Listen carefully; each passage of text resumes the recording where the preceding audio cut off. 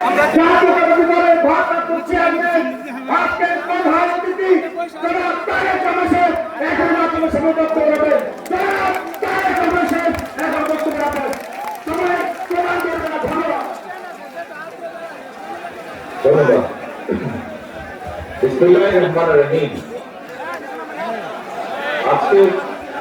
এই কাউন্সিল অধিবেশনের সম্মানিত সভাপতি, মঞ্চে উপস্থিত বাংলাদেশ জাতীয়তাবাদী দলের মহাসচিব জনাব ফখরুল ইসলাম আলমগীর, মঞ্চে উপস্থিত ময়মনসিংহ বিভাগ এবং কেন্দ্রীয় থেকে উপস্থিত নেতৃবৃন্দ, জেলার নেতৃবৃন্দ এবং আমার সামনে উপস্থিত কিশোরগঞ্জ জেলা বিএনপির কাউন্সিলর বৃন্দ, জেলা বিএনপির সহকর্মী বৃন্দ, বিএনপি সহ ছাত্র দল, যুব দল, স্বেচ্ছাসেবক দল, মহিলা দল, আইনজীবী ফোরাম সহ শহীদ রাষ্ট্রপতি জিয়াউর রহমান এবং দেশের খালেদা জিয়ার সকল সৈনিক বৃন্দ, আসসালামু আলাইকুম। ভাই বোনেরা, আপনারা কেমন আছেন? সবাই আলহামদুলিল্লাহ ভালো আছেন। এখন বক্তব্য তো অনেক হয়েছে, বিশেষ করে আমার আগে মহাসচিব সাহেব বক্তব্য দিয়েছেন। উনি সামগ্রিকভাবে দেশের রাজনীতি, অতীত, বর্তমান এবং ভবিষ্যতের চিত্র আপনাদের সামনে তুলে ধরেছেন। আমি সেদিকে যাব না, ওই গুরুত্বপূর্ণ কথাগুলো মহাসচিব সাহেব বলে দিয়েছেন। আপনারা এখানে এই 2090 জন কাউন্সিলর উপস্থিত হয়েছেন, এর বাইরে কোন মানুষ এখানে উপস্থিত আছেন? বিএনপির নেতাকর্মী, বিভিন্ন পর্যায়ের নেতাকর্মী উপস্থিত আছেন, কাউন্সিলর বৃন্দ এবং নেতাকর্মী যারা উপস্থিত আছেন, তাদের সকলকে উদ্দেশ্য করে আমি দু একটি কথা বলছি। হিসেবে বিশেষ করে যারা কাউন্সিলর বৃন্দ আছেন, আমরা কি দেখেছি? এই যে যখন থেকে আজকের এই কাউন্সিল আসা পর্যন্ত এই ইউনিয়ন পর্যায়ে আপনারা কাউন্সিল করেছেন, কমিটি গঠন করেছেন, ওয়ার্ড পর্যায়ে কাউন্সিল করেছেন, কমিটি গঠন করেছেন, থানা পর্যায়ে কাউন্সিল করেছেন, কমিটি গঠন করেছেন, পৌরসভা পর্যায়ে কাউন্সিল করেছেন, কমিটি গঠন করেছেন না এই কাজগুলো? এই ক্যামেরাম্যান ভাই, আমাকে সামনে যারা কাউন্সিলর আছে তাদেরকে দেখান, মঞ্চ না, ক্যামেরাটা উল্টা দিকে দেখান। হ্যাঁ, এখন এই যে বললাম পর্যায়ক্রমিক ভাবে এই কাজগুলো কি সম্পাদন করা হয়েছে না? সেই গ্রাম থেকে, ওয়ার্ড থেকে, ইউনিয়ন থেকে করে আজ জেলা পর্যন্ত এসছে এবং বিভিন্ন সময় বিভিন্ন জায়গায় ভোটাভুটি হয়েছে। বিভিন্ন পর্যায়ে যারা যেখানে কাউন্সিলর, যে গ্রাম পর্যায়ে বা ওয়ার্ড পর্যায়ে, যে থানা পর্যায়ে বা ইউনিয়ন পর্যায়ে বা উপজেলা পর্যায়ের কাউন্সিলর যারা ছিলেন, তারা সেখানে নেতৃবৃন্দকে যাদেরকে মনে করেছেন সঠিক, তাদের পক্ষে তারা সিদ্ধান্ত নিয়েছেন। কিন্তু তার আগে কি হয়েছে? তার আগে কিন্তু একটি কাজ হয়েছে। যে সকল নেতৃবৃন্দ নেতা হিসেবে নির্বাচিত হতে চেয়েছেন অথবা কাউন্সিলরদের মতামত চেয়েছেন, আমরা কি দেখেছি? সেই সকল নেতৃবৃন্দ দিন রাত তারা কাউন্সিলরদের বাসায় বাসায় গিয়েছে বা কথা বলেছে, তাদের পক্ষে কথা বলেছে। হয়েছে না এই কাজটি? এই কাজটি কি হয়েছিল ভাই? কাউন্সিলর যারা বিভিন্ন পর্যায়ে আছে গিয়েছেন। আজও এই যে আপনারা ঐক্যবদ্ধ ভাবে এখানে এসেছেন, আজকে জেলা পর্যায়ে আমাদের সভাপতি পদে 2 জন, সাধারণ সম্পাদক পদে 4 জন, এই 6 জন মানুষ এখানে যে 2090 জন কাউন্সিলর উপস্থিত আছেন, তাদের সাথে কথা বলেছেন, তাদেরকে তাদের কথা বক্তব্য বলেছেন, তুলে ধরেছেন। এর মাধ্যমে আজকে আপনারা একটু পরে ভোটাভুটির মাধ্যমে একটি সিদ্ধান্ত গ্রহণ করবেন। ভাই বোনেরা, দেখুন 6 জন কাউন্সিলর প্রার্থী এখানে উপস্থিত আছেন।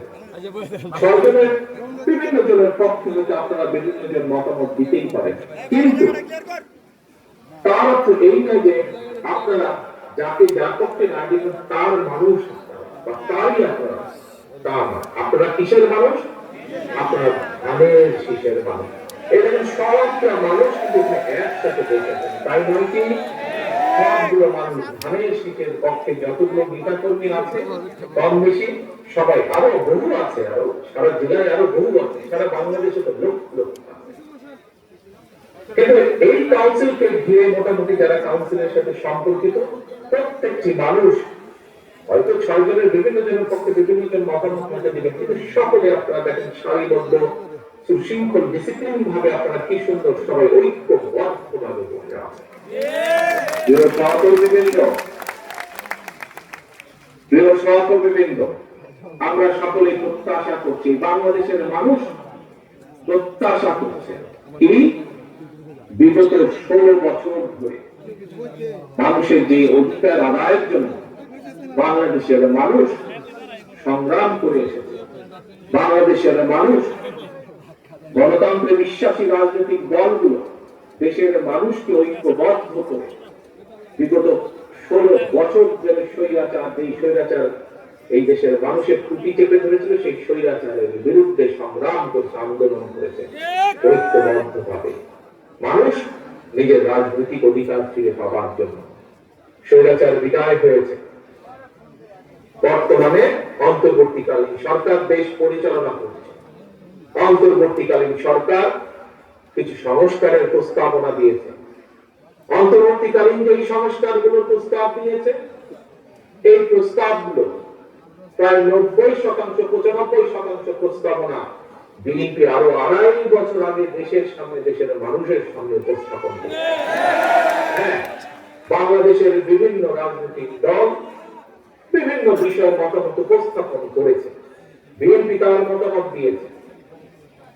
কোন কোন বিষয় হয়তো অন্য কারোর সাথে আমাদের মত পার্থক্য আছে, কিন্তু বাংলাদেশের মানুষের রাজনৈতিক অধিকার, ভোটের অধিকার এবং বাংলাদেশের মানুষের নিরাপত্তা এবং কর্মসংস্থানের ব্যবস্থা করে মানুষের বেঁচে থাকার অধিকারের প্রশ্নে বিএনপি কারোর সাথে কোনো আপত্তি নেই, দ্বিমত নেই। অর্থাৎ বিএনপি এই কাজগুলো করতে চায় এবং এই কাজগুলো যদি করতে হয়, দেশের ভবিষ্যৎ সন্তান যারা, আজ যারা শিশু, আগামী দিনের ভবিষ্যৎ যারা, তাদের শিক্ষা ব্যবস্থা গড়ে তোলার জন্য যা করা প্রয়োজন, দেশের নারীদের অধিকার প্রতিষ্ঠিত করার জন্য, নারীদেরকে স্বাবলম্বী করার জন্য যা প্রয়োজন, দেশের কিশোর যুবক যে কোনো মানুষ যার এই মুহূর্তে কর্মসংস্থান নেই, সেটি দেশি হোক সেটি বিদেশি হোক, তাকে প্রশিক্ষণ দেওয়ার মাধ্যমে